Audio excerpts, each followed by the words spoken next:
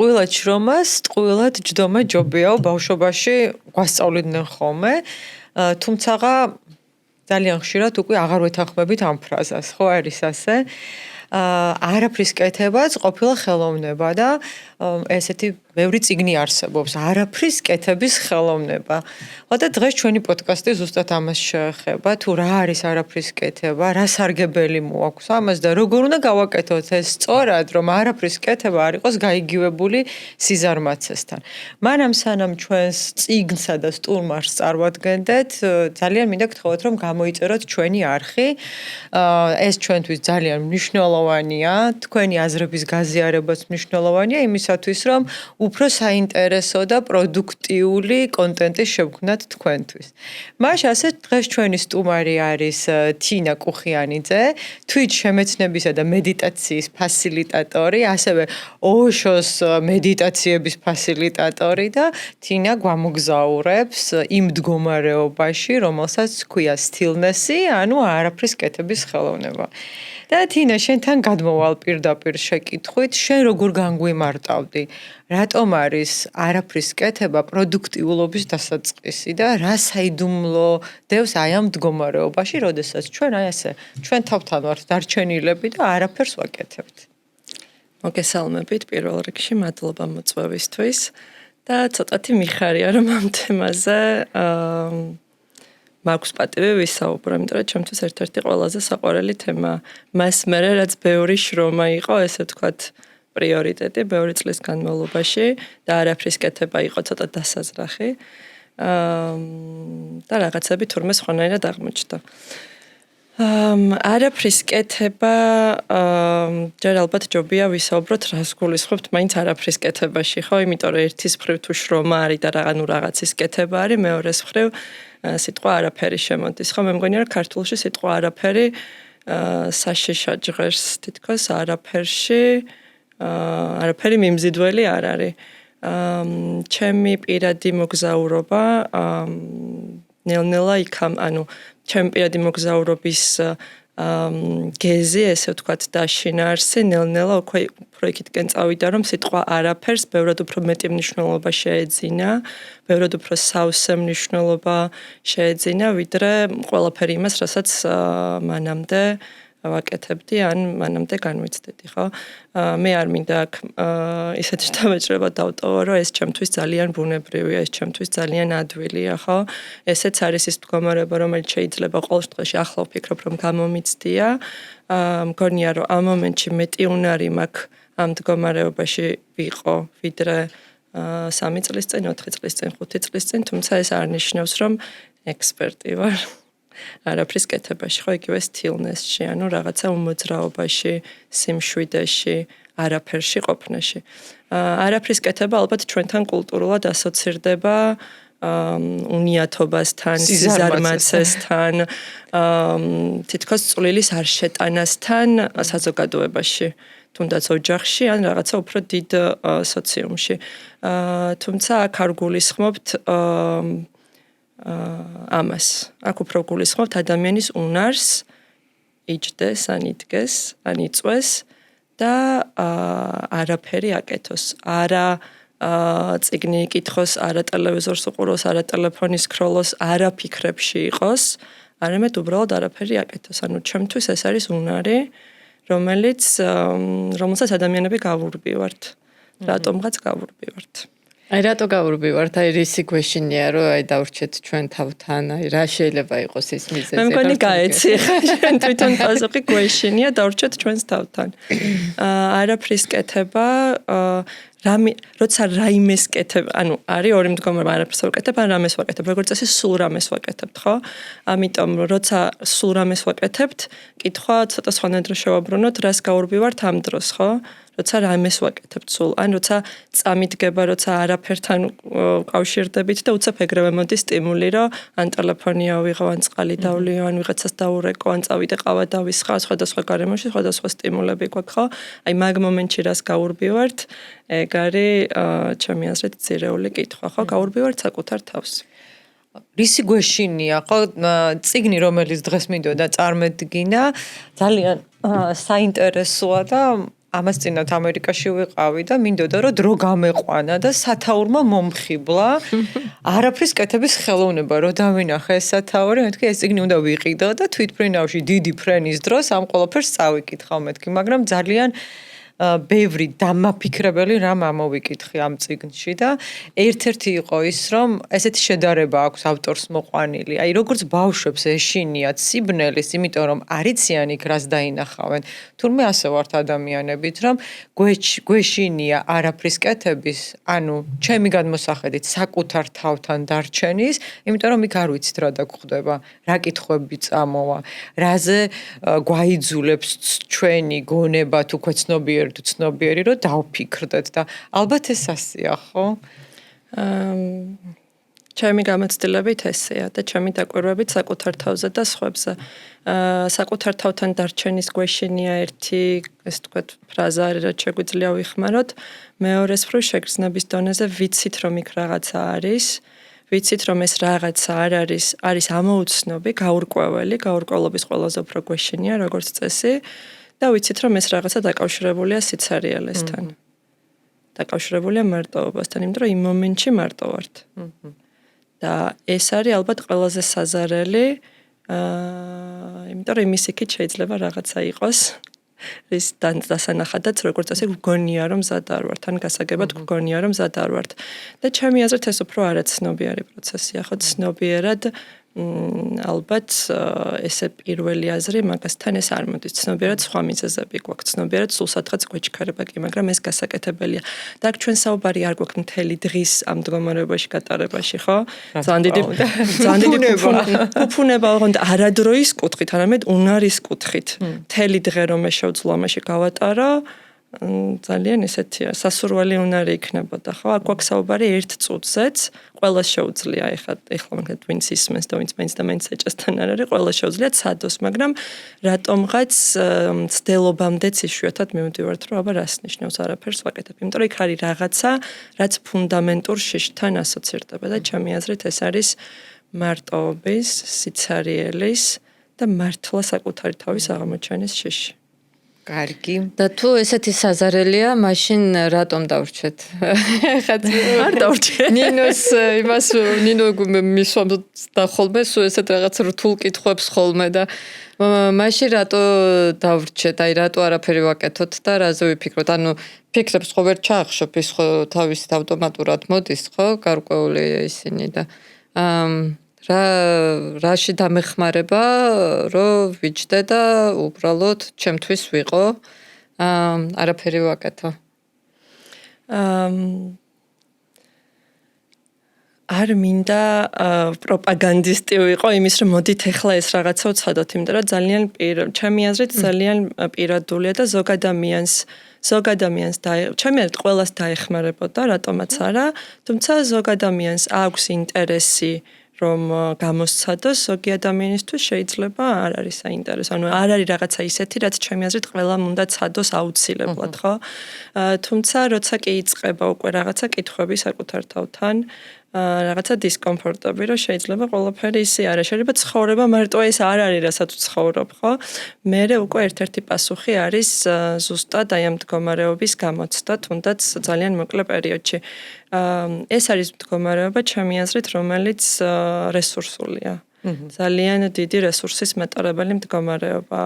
აღიქმება რომ თითქოს ისეთია რაღაცა მედიტატიურ მდგომარეობაა ჩემთვის, ხო? მოდი სიტყვა მედიტაციაზეც ვიტყვი რაღაცას, იმიტომ რომ ხშირად სიტყვა მედიტაციას აღიქვამენ, რომ მაინც ლოტოსის პოზაში რაღაცა ხელები მუდრად შეკრული, რაღაცა კონკრეტულად, სადღაც მშვიდ წყნარ ადგილზე ვზივარ, ხერხემალი გასწორებული, ასე შემდეგ და ეს არის მედიტაცია, ხო?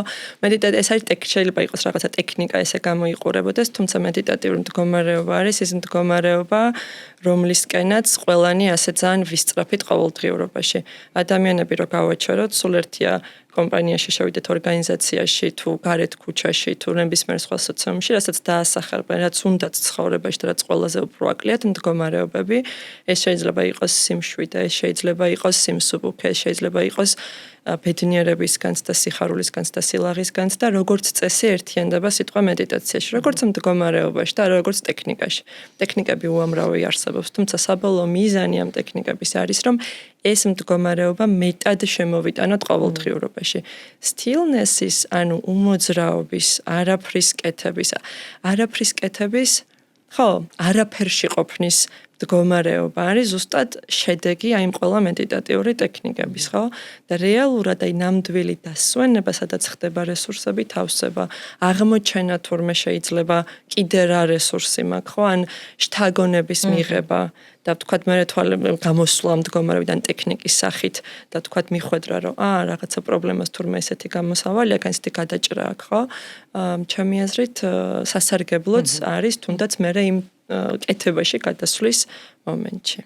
საინტერესოდ ახსენი შენ ძალიან და ახსენე რესურსულ მდგომარეობაში დაბრუნება და ავტორსაც ძალიან კარგად აქვს ეს ყველაფერი წიგნში აღწერილი, რომ ეს stillness-ი არაფრის კეთება შეიძლება ჩავთვალოთ როგორც რესტარტი. მოდი ესე დავარქვათ, ხო? სადაც იხსნება კრეატივი, სადაც იხსნება სხვა ჰორიზონტი, შესაძლებლობები და ამასაც შეგვახსენებს, რომ არქიმედემ ევრიკა აბაზანაში დაიძახა და ნიუტონმაც ზუსტად ესეთი პაუზის დროს გააკეთა ის დიდი აღმოჩენა, რამაც თქვათ მსოფლიო შეცვალა, ხო? აი ასეთი კუთხით თუ შევხედავთ ახლა, რომ ეს stillness-ი და არაფრის კეთება, ეს არის ახალი რესურსების მოძიება საკუთარ თავში და კიდევ ახალი აღმოჩენების გაკეთება და აი ამ გზაზე წასვლა. ანუ აი ამ კუთხით როგორ გაშლი ამ მდგომარეობას, როდესაც ჩვენ მას გამოვიყენებთ ჩვენთვის სასარგებლოდ. დასვენებაზე უნდა ვისაუბროთ, მე მგონი კიდე ცოტა ხანი ამ კუთხით, ხო? იმიტომ რომ ერთი არის ამ მდგომარეობის, ეს მდგომარეობა თავის ყველაზე დიადი გამოვლინებით, რასაც მედიტატიურობის ყველაზე ისეთი გამოვლინება ქვია. თუმცა დასვენებაც ერთ-ერთი ასპექტია ამ მდგომარეობის, ხო? როგორ ვისვენებთ ყოველდღიურობაში? არც არანაირად როგორც წესი, ყოველდღიურობაში ვართ ჩართული საქმეებში. სამსახურში როგორც წესი, რაღაცა კონკრეტული გრაფიკით, ვიცით რომ გვაქვს წელიწადში რამდენიმე რაღაცა დღეები დასასვენებლად შვებულებისთვის. საწყალი შვებულების დღეები აკიდებული გვაქვს ამ შვებულების დღეებზე მთელი მოლოდინები, რომ აი ამდენ დატვირთვას და ამდენ სტრესს და ამდენ იმასე თქვი შვებულებაში მოვიხსნით. ძალიან დიდი მოლოდინები გვაქვს და როგორც წესი ძალიან კარგი შვებულებაც რომ გამოგვივიდეს ბრუნდებით სამსახურში და იგივე ესე ვთქვათ 2-3 დღეში ისევ იგივენაირად ვგრძნობთ თავს როგორც წესი. ჩემი აზრით დასმოსვენებული მდგომარეობა, დასვენება არის ცალკე სასწაული უნარი, რომელიც ასევე დავიწყებული გვაქვს ისევე როგორც არაფრის კეთების მდგომარეობა, ხო? იმიტომ რომ და რომ დავანებოთ თავი აი ამ არაფრის კეთების მდგომარეობას, რომელსაც მართლა პრაქტიკა სჭირდება. არაფრის კეთებაში ფიქრთან ურთიერთობაც იგულისხმება. თუ რაღაცაზე ვფიქრობ, ეგ არაფრის კეთება არ არის, ეს უკვე კეთება ვფიქრობ.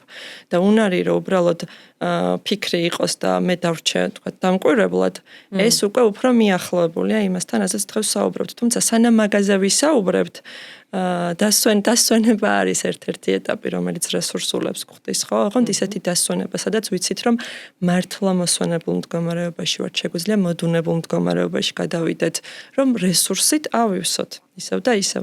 ყოველდღიურობა, ანუ თითქოს ეს ბალანსი ენერგიის ხარჯვის და მერე შევსების ყოველდღიურად თუ არ არის დაცული ეს ბალანსი, მერე წელიწადში 21 დღე იქნება თუ ზოგ შემთხვევაში 14 თუ 28 თუ ასე შემდეგ.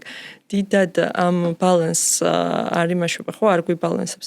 ამიტომ ჩემი აზრით აი ერთ-ერთი ეტაპი თუნდაც სანამ არაფრის კეთებაზე ტექნიკებზე ან ხელოვნებაზე ზოგადად ამაზე ვისაუბრებთ, არის ზუსტად მოსვენება. მოსვენება როგორც მოდუნებული მდგომარეობა. რამდენად შემიძლია მოვდუნდე, მოვეშვა, სხეული მოვადუნო, თუნდაც 5 წუთით. ხო, ანუ ესეც არის ის ნაწილი, როცა რესურსებით ვივსები, როცა საკუთარ თავს უბრუნდები, მაგრამ ისევ და ისევ საკუთარ თავთან ვრჩები. რაც ბევრ რაღაცას აშლის, ასე ვთქვათ, ამოიტანს ზემოთ, ხო? რო წარმოვიდგინოთ 24/7-ზე ვამუშავებთ გონებას ადამიანები და რაღაცნაირად ხანსკროლვაში ვართ, ან ძილის წინ მოდი ერთი იმეილიც გავაგზავნო, ბარემ ერთსაც შევამოწმებ, გადავიკითხავ და აი რაღაცნაირად დაძაბულები და მოჭიმულები ვართ. მაგრამ მე ძალიან რა მიხარია, ხო? ბევრი ადამიანი უკვე ვარჯიშობს, დადის იოგაზე, შავასანას პრაქტიკაც ძალიან დამკვიდრებულია და აი ეს მინდოდა მეთქვა, რომ ამოვიკითხე, კი არ მომეწონა შავასანას განმარტება, გვამის მდგომარეობა, თუმცა ჯადოსნურია. მე ჩემ თავზე რაც გამოვცადე, შემიძლია ვთქვა, რომ შავასანას მდგომარეობა არის ის, როდესაც არაფერს აკეთებ, მაგრამ ამავდროულად ცოცხალი ხარ. და იმდენად მავსებს მე პირადად ეს ყველაფერი ენერგიით, იმდენად ვისვენებ, რომ მე უკვე ბევრი რაღაცის გაკეთება შემიძლია და შენ ამბობ, რომ უნდა ვისწავლოთ დასვენება. ალბათ ამის გაკეთება ყოველდღიურად, ნამდვილად ყველას შეგვიძლია. თუნდაც 2 წუთი, თუნდაც 3 წუთი. წარმოვიდგინოთ, რომ სამსახურში ვართ, უამრავი საქმე გვაყრია თავზე და აი აღარ ვიცით უკვე ყველაფერს მივედმოვედებით. თუნდაც რომ ავიღო მე 5 წუთი, აი გავჩერდე. გავიდე სკვერში ჩავიდე, ან თუნდაც კაფეში ჩავიდე და ჩემ თავთან უბრალოდ დავჯდე და ესე ვიყო მოსვენებული, სულ 5 წუთი. ესეც ხო დამეხმარება მე, რომ ახალი რესურსები მოვიძიო საკუთარ თავში და ახალი შემართებით გავაგრძელო ის, რასაც ვაკეთებდი. თალსახად. მან საინტერესო არის, რატო არ მივცემ ამის უფლება საკუთარ თავს. და როგორც წესი დღეს ადამიანი მართლა ბევრად მეტად რაღაცა პერიოდთან შედარებით ხო ვარჯიშობს კიდეც ისმენს კიდეც რაღაცებს თუნდაც ამ პოდკასტს ან ბევრ სხვა საინტერესო პოდკასტს წიგნს კითხულობს ეცნობა რაღაცებს ხო ინფორმაციის დონეზე ბევრი რაღაცა ვიცით როცა რაღაცა ოდნავ მაინც გვაინტერესებს დღეს ისეთი ხელმისაწვდომია ეს ინფორმაცია რომ ტექნიკების სახით თუ არ ვიცი უბრალოდ მეცნიერული სახით თუ ნებისმიერ სახით ეს ყველაფერი დევს და მარტივად ხელმისაწვდომია მაგრამ საინტერესო ის არის რომ რატო არ ვიზამ ამას ჩემს ყოველდღიურობაში რატო არ ავდგები თუნდაც ოფისიდან 5 წუთი არ გავალ და არ დავჭდები მან არის საინტერესო საკითხი რატო არ გავაკეთებ ამას რატო მაშინ მოდი კიდე ჩავუღრმავდეთ რატომ მე პირადად შემიძლია ამის გაკეთება და ამ ბოლო დროს ძალიან ხშირად ვაკეთებ, იმიტომ რომ იოგა რადგან დავნერგა ჩემ ცხოვრებაში როგორც რუტინა, მინდა არ მინდა 15 წუთიანი შავასანით მთავრდება ხოლმე. თავიდან ვერ ვისვენებდი რაღაც. ასე 15 წუთი ასე ყოფნა წარმოუდგენლად მიმაჩნდა და ეხლა ველოდები მაგ მომენტს, რომ როდესაც ინსტრუქტორი ამბობს, რომ ხარ შენ თავთან, შენთვის ასვენებ სხეულს, ასვენებ გონებას. ვერ აღვიქვამდი თავიდან. ახლა ძალიან კარგად აღვიქვამ ამ ყველაფერს და საკუთარ თავზე ვგრძნობ, რამდენად მნიშვნელოვანია ამის გაკეთება და რა შეიძლება გუშლიდეს ხელს, ეს ხო ასე მარტივია. ვინც არ დადის ვარჯიშზე და ასე შემდეგ და ვინც იოგაზე არ დადის, ვთქვათ, იმათვისაც ახლა რაც თქვით მანამდე, რომ აი 5 წუთი თუნდაც ოფისში შეგიძლია აიღო, ყოველ შემთხვევაში ცადო მაინც, ხო, რომ ეს 5 წუთი რაღაცნაირად შენ თავს მისცეს საშუალება რომ დაისვენო. ოღონდაც მე ეს უნდა იყოს განგრძობადი. შენ რაც თქვი რომ აი 3 წელი, რამდენი წელია უკვე ამაზე მუშაობ, რომ ეს სტილნესი უფრო და უფრო როგორ არის? თითქოს უფრო და უფრო შევიგრძნო, ან შევეხო. ისიც არ ვიცი, ხო, რაღაცაზე ყოფილა რაღაც მდგომარეობაზე მithქვამს, რომ ეს არის ალბათ ის და მე გასულა 1 წელი და არა, ის არისო, ეს არის. იმიტომ რომ აქ რასაც საუბრობთ, არ არის სიტყვებით ახსნისთვის არ არის თითქოს განკუთვნილი. თუმცა ხო, ჩემი პრაქტიკა მაგრამ დასვენების კუთხით მაინც შეიძლება რომ ეს რესურსები აღვიდგინოთ თუნდაც ოფისში, ხო, თუნდაც ყოველდღიურად. ეს ყველა მიცის ხო აქ ახალზე არაფერზე არ ვსაუბრობთ თითქოს, მაგრამ ჩემი აზრით, ჩემი დაკვირვებით, ადამიანებს ძალიან უყვართ მათი პრობლემები. მივედით. საკვანძო სიტყვამდე მივედით. საოცრად უყვართ ადამიანებს მათი პრობლემები. რა თქმა უნდა, ყველას ყველანაირი პრობლემა არა, თუმცა ის რაც აწუხებთ ხოლმე და რაზეც ამბობენ რომ ეს ძალიან მაწუხებს სტრესი, დაღლილობა, აი ჩემი თავისთვის რო არ მრჩება ეს ძალიან მაწუხებს. საბოლოო ჯამში მე ესე ვხედავ, ჩემი ჩათვლით, ხო, აქ რასაც ვისაუბრებ, მე არაფრის ანუ გამონაკლისი არანაირიმიდან არ ვარ. პრობლემა არის, ეუბნები, ანუ გამოსავალი შეიძლება შესთავაზო, შეიძლება მოისმინოს, გაიგოს, 1000-ნაირი მიზეზი გვაქვს, რატომ არ იმუშავებს ეს გამოსავალი. ანუ იმდენად მიჯაჭვულები ვართ იმ პრობლემებთან, რაც გვაქვს და იმ სირთულეებთან, რაც გვაქვს, რომ ეს იმდენად ჩვენი, ასე ვთქვათ, იდენტიფიკაციის ნაწილია, რომ აი შეიძლება ცნობიერად ვამბობდე, რომ ეს მინდა რომ სხვანაირად იყოს, მაგრამ ფიცი მწავს და ბოლო მაკვირვებს მანდ არის ხოლმე, იმიტომ რომ ყველანაირ მიზეზს ვიპოვი იმისთვის, რომ დაგიმტკიცო და ჩემს მხარეს გადმოგიყვანო, რომ მითხრა, რომ ხო, შენთვის შენ ვერ დაისვენებ, შენ ამას ვერ იზამ, ხო, შენ ცხოვრება სხვანაირად არის, შენ ცხოვრება უფრო რთულია ვიდრე ჩემი ცხოვრება. თუ დააკვირდებით, საუბრის ძალიან ხშირად ადამიანებს შორის საუბარი არის შეჯიბრი, ვინ უფრო ცუდად არის. ვინ უფრო ცუდად გრძნობს თავს, ან ვისი ცხოვრება უფრო რთულია, ხო? იმიტომ რომ რეალურად ძალიან დიდი სარგებელი, არაცნობიერი სარგებელი დევს იმაში, რომ პრობლემები მაქვს.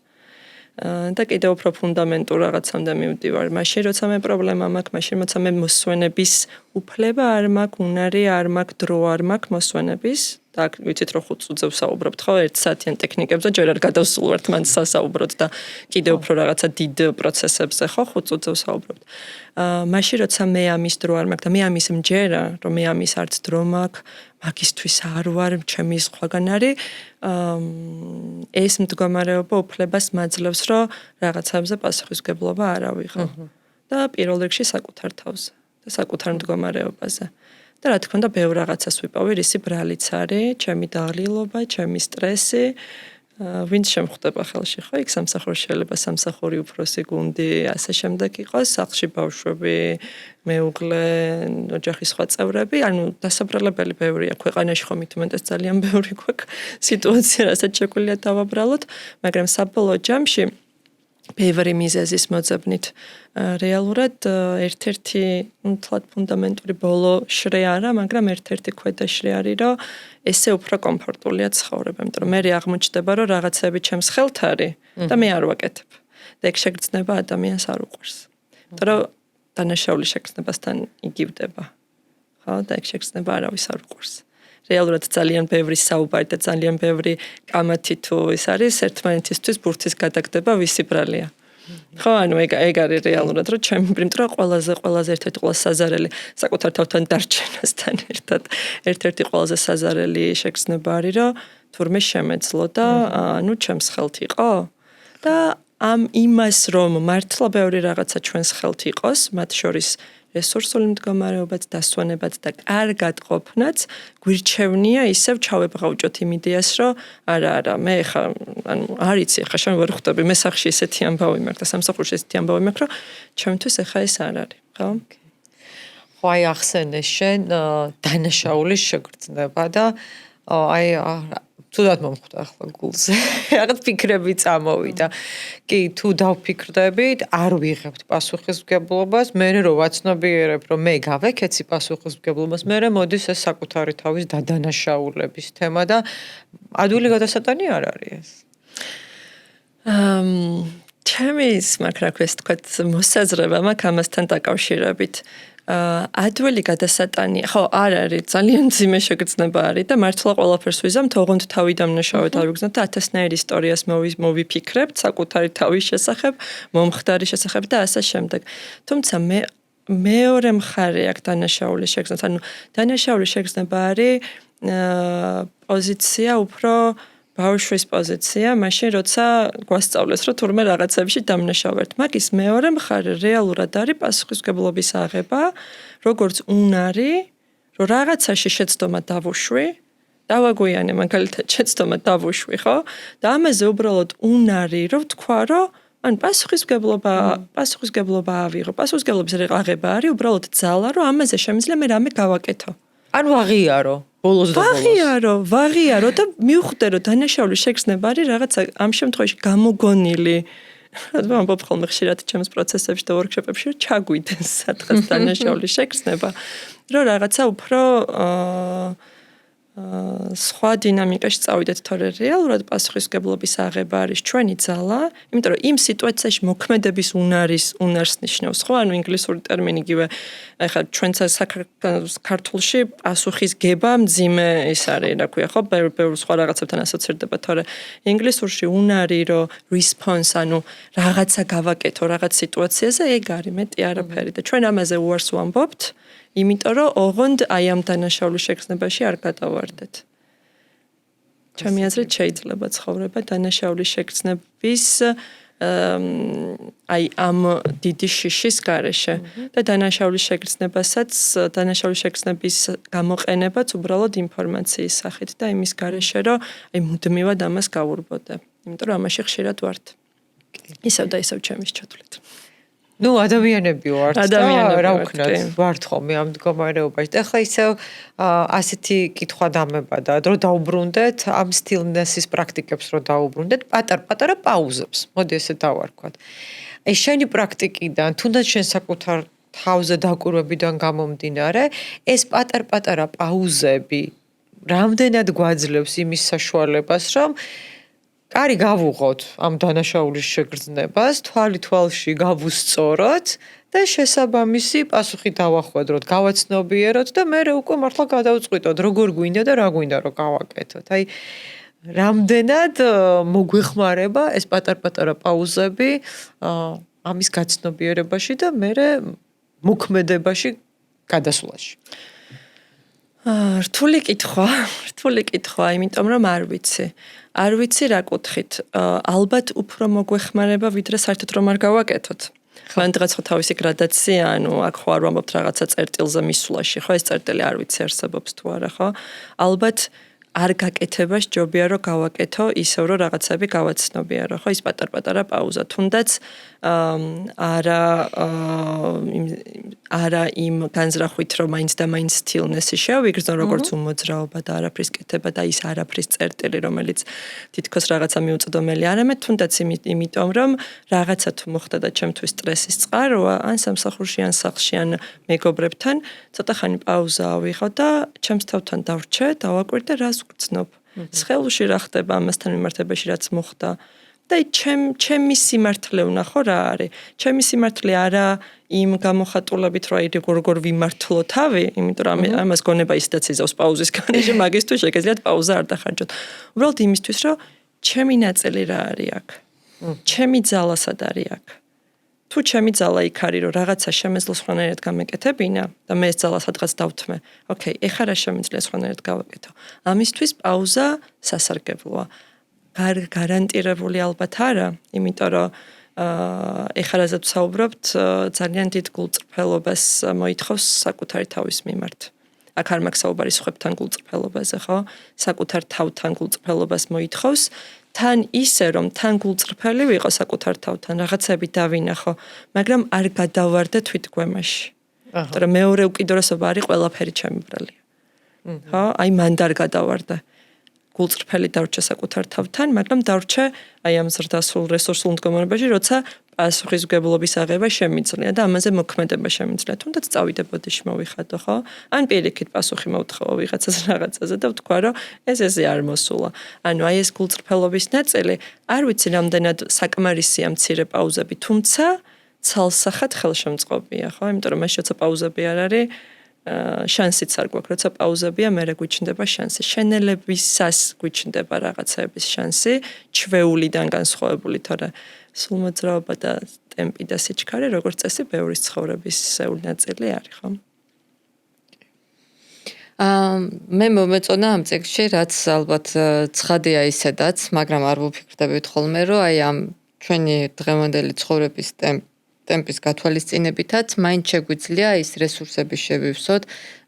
თუნდაც 2-3 წუთი ჩვენ თავთან დავრჩეთ, გააჩნია ხა ყველა სხვადასხვა დონეზე, როგორც თქვი, შეიძლება რაღაც უფრო მარტივზე ვიფიქრო, შეიძლება უფრო რთულზე და ასე შემდეგ, მაგრამ ვისიამოვნო აი მომენტით, რომელშიც ვარ, იგივე ვუყურო წვიმას, ან ვსვა ყავა და ასე შემდეგ. რომელიც ზოგიერთ შეუძლია, ზოგიერთს არ შეუძლია, ალბათ ეგეც, ხო? ეგ ნაწილი ძალიან მომეწონა და ვფიქრობ, რომ ნებისმიერ ადამიანს შეუძლია აი თუნდაც აი მაგ პრაქტიკის ყოველდღიურობაში დანერგვა. რო თუნდაც დილა არ დაიწყოს ქაოტურად, ან თუნდაც რაღაც გარკვეული დრო დაუთმოს იმას, რომ ახალი იდეები დაებადოს და ასე შემდეგ. ეს პატარა პაუზა და ეს პატარა შენელება და იგივე ბუნებასთან დარჩენა იქნება თუ ოჯახის წევრებთან ჩუმად ყოფნა, ესეც კი ძალიან გვეხმარება, როგორ ჩანს. და ასევე მერე მოდის მადლიერების შეგრძნებაო. რომელიც კიდე ცალკე თემა არის, მაგრამ ამ წიგნში იყო ასევე კარგად ჩასმული, იმიტომ რომ როდესაც ხარ და შენ თავთან და არ სკროლავ, არ უყურებ ტელევიზორს, სხვა რამეზე არ ხარ გაფანტული, უცებ ხვდები რამდენი რამის მადლიერი ხარ. ხო, რას ფიქრობ? ეს კარგი ფრაზა ქონდა ავტორს, რომ ეს სტილნესი და პატარ-პატარა პაუზები არის კარგი ხერხი, რომ გადავიდეთ მადლიერებისკენ, მადლიერების შეგრძნებისკენ და დავაფასოთ აქ და ახლა, თურმე რამდენი რამე გვაქვს ადამიანებს, რამდენი შესაძლებლობა გვაქვს, თუნდაც ის მომენტი რამხელა ბედნიერებაა და ერთგვარად კარგად აქვს აღწერილი, ახლა მთლიანად წიგნს ხო ვერ მოვყვებით, ჯობია წაიკითხოს მსმენელმა და მაყურებელმა, რომ ეს არის გზა მადლიერებისკენ და მეტი მადლიერების აღმოჩენისკენ. შენ ეთანხმები თუ როგორ? ცალსახადოვან თან მადლიერება თითქოს ამას ბუნებრივად მოსდევს. იმ მომენტში დარჩენა ახსანა და იდეაში არაფრის კეთება მომენტში დარჩენა არის რაღაც კუთხით, ხო და ამისთვის რაღაცა კონკრეტული დროის გამოყოფაც არ გვჭირდება. შეიძლება იმ მომენტში რაღაცას ვაკეთებ და საჭესთან ვიყო. და იმ საჭესთან დარჩე მომენტში და უბრალოდ დავაკვირდე რა ხდება. ჩვენ ხო ბანკაის ტარებაც ავტომატურში გვგზული, ანუ ხშირად არ ვფიქრობთ, ხო, როცა ბევრი წელი ავატარებთ, ანუ ესეც კი ისე ცხოვრება გვაქვს ზოგადად ავტომატურში გადასული. ავტოპილოტზე ვართ ჩართული. ავტოპილოტზე ვართ პირდაპირ მნიშვნელობით ამ სიტყვის, იმიტომ რომ ყველა ის რეაქცია, ყველა ის ქმედება ძალიან გათვლადი, ძალიან სტანდარტული, არაფერი იქ ახალი როგორც წესი არ ხდება, ხო? ანუ ჩვენმა და დასწავლილი გვაქვს, რომ ესეთ სიტუაციაზე ესეთი პასუხი მაქვს, ხასიათს ვეძახით, ხო, მე ამას. მაგრამ თუნდაც ის რომ რაღაც მომენტში გავაცნობიერო მომენტი, თუნდაც ახლა აქვს ხედვართ. ადამიანს უყურებ, მეორე ადამიანს უყურებ, საუბრობთ, თვალებში ყურება შეგვიძლია, თურმე კავშირი შეიძლება მქონდეს, ხო? ამ ყველაფრის დანაკლისი გვაქვს. და რეალურად დღეს გვაქვს რეალობა, როცა ყოველდღიურობაში ამ ყველაფრის დანაკლისის გამო უნდა წავიდეთ სადმე საზღვარგარეთ აშრამში ცოტა ხნით. უნდა წავიდეთ რაღაც ვორქშოპზე, რაღაც სემინარზე, რომ თურმე ყოველდღიურობაში ეს ყველაფერი რომ აკლდა, რითიც ვერ ვივსები ყოველდღიურობაში. შეიძლება ბევრი საყვარელი ადამიანი მყავდეს, მაგრამ მათთან კავშირს ვერ ვგრძნობდე, ხო? ანუ რაღაც მომენტში შევჩერდები და გავიხსენებ, რომ თურმე ჩემი შვილი როგორ ძალიან მიყვარს, კი იმ მომენტში კი, მაგრამ რამდენჯერ ვაკეთებთ ხო ამას? მე რა გჭირდება უკვე რაღაცა სხვა პროცესები, რომ გავიხსენოთ, რომ ხო ადამიანები ვართ და ეგ უნარი გვაქვს, რომ აი ამ მომენტში უბრალოდ ნივთებს შევხედო, ვიგრძნო, რას ვგრძნობ. ამ ყველაფერს მოსდევს მადლიერების შეგრძნება, იმიტომ რომ იმ მომენტში გვაქვს უნარი დავინახოთ, თურმე ყვავილი აყავდა ქუჩაში, ან შეიძლება არა, მაგრამ მაინც ანუ რაღაცა ისეთი შევამჩნიოთ და სიცოცხლის განცდა მოდის, ხო ამ მომენტში სიცოცხლის განცდას მოყვება მადლიერება. საინტერესოა და შენ პრაქტიკები ახსენე. მოდი ამ სიტყვას ვიხმარა, ძალიან მოდაშია ახლა რიტრიტებზე სიარული და ეს ალბათ ამ საჭიროებამაც მოიტანა, რაზეც ჩვენ აქამდე ვისაუბრეთ, ხო? და ძალიან საინტერესო არის ეს სიჩუმე, როგორც უმაღლესი დისციპლინა.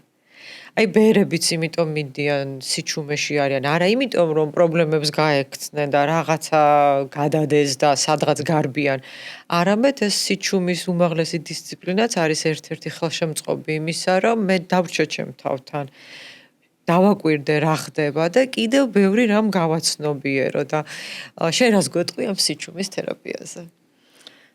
ჩემი გამოცდილება უკავშირდება 10 დღიან სიჩუმის რიტრიტს. სადაც კონკრეტული მედიტაციის სახეობას გასწავლიან და ბევრ სხვა პრაქტიკა, სადაც უფრო ოღონდ ეს იყო ყველაზე ხანგრძლივი პერიოდი, ხო, როცა აი ამ პროცესში ვიყავი. თუმცა ბევრ პრაქტიკას სიჩუმე თან სდევს, ხო, ანუ როგორც ერთ-ერთი პირობა იმის, რომ რაღაცას უფრო ჩაუღრმავდა. ძალიან უჭერთ ადამიანებს, ხო? ისიც კი, რომ რაღაცა 5 წუთით თხოვოთ, თუნდაც რაღაც ოთახში უბრალოდ ჩუმად ვიყოთ. საოცრად გვიჭირს და მანდ ხვდებით რაღაც მომენტში რამდენად გვიჭირს თუნდაც 5 წუთი რომ ჩუმად ვიყოთ და ტელეფონებს ხელი არ მოვკიდოთ ხო ცალკე ის არის სიჩუმე არის ესე ვთქვათ ერთგვარი იმ სიჩუმეს თქვა სადაც არ ვსაუბრობთ არც თვალებით კონტაქტი გვაქვს ვიღაცასთან იმას ბევრი სხვათა დატვირთვა აქვს გარდა იმისა რომ მხოლოდ საკუთარ თავთან დარჩე და თან გარეთ არ გააძლიერო აი ის იმიჯი რითიც როგორც წესი გარეთ გადიხარ ხო გარეთ ჩვენ რო ვსაუბრობთ უმეტესწილად ხო სხვა რაღაცის გამო ვსაუბრობთ ვიდრე როგორ ვთქვა ცოტა კორექტულად ხა მაგას ვეძებ რეალურად სიჩუმე გვაზღვევს ტყუილისგან ტყუილისგან არა ავთენტურობისგან ხო უფრო ეგ არის ხოლმე მსგავს სიტუაციებში იმიტომ რომ იქ სადაც თავი არ გვჭირდება რომ არავის მოვაჩვენოთ არც ისე არც ასე უფრო ეგ დატვირთვა აქვს ხო და უბრალოდ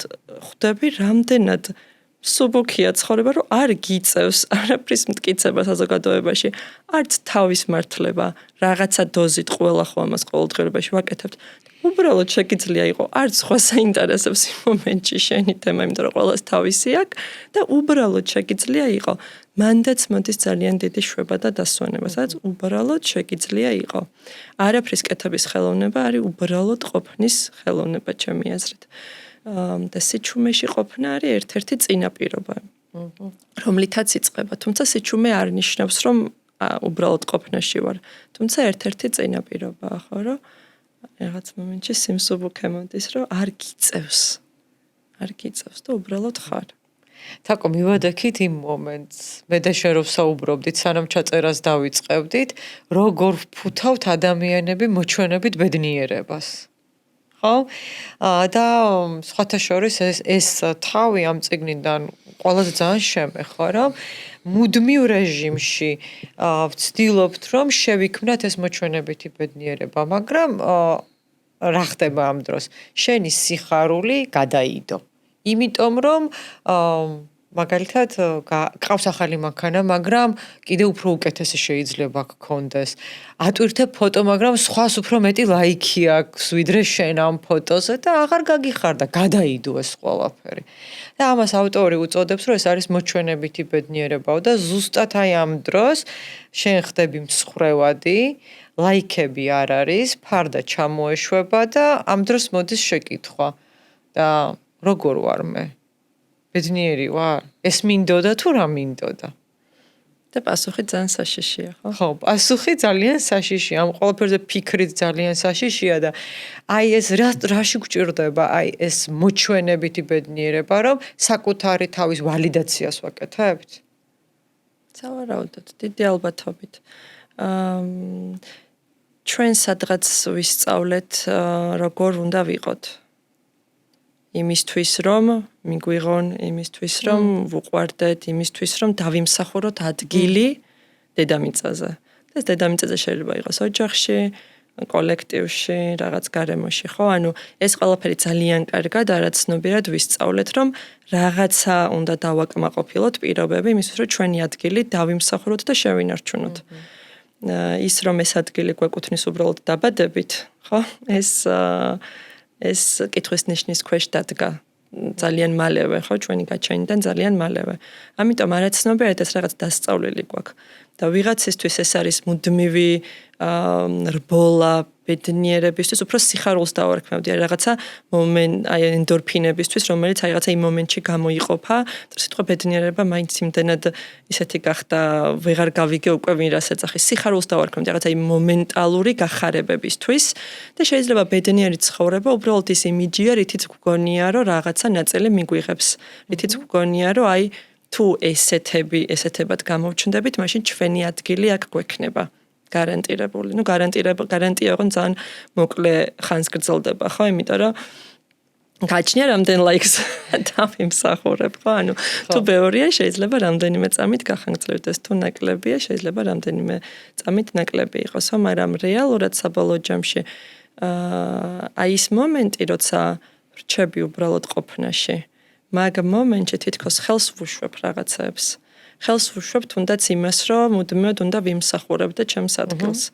ამის ერთი ფორმულირება, რომ ჩემს ადგილს ვიმსახურებდე და მეორე ფორმულირება, რომ სიყვარულს ვიმსახურებდე, ხო? თითქოს მაგას ხელს ვუშვებ. და რაღაცნაირად მოდის მდგომარეობა ქართულში დანებება არის, მაგრამ ინგლისური სიტყვა რაც არის surrender დანებება ქართულში ისევ ნეგატიური კონტექსტია, რომ რაღაცას დავნებ, აღარ ვიბრძვი ამას ნიშნავს. მივიღე, მიმღებლობა რო დავარქვათ. მიმღებლობა უფრო არის სიტყვა. დანებება და მიმღებლობა, რომ რაღაცები ესეა. მე მაშინაც კარგი ვარ, როცა არ ჩანვარ და არ პოზიციონირებ. უბრალოდ ვარ. ასპარეზზე, უბრალოდ ვარ. ვარ.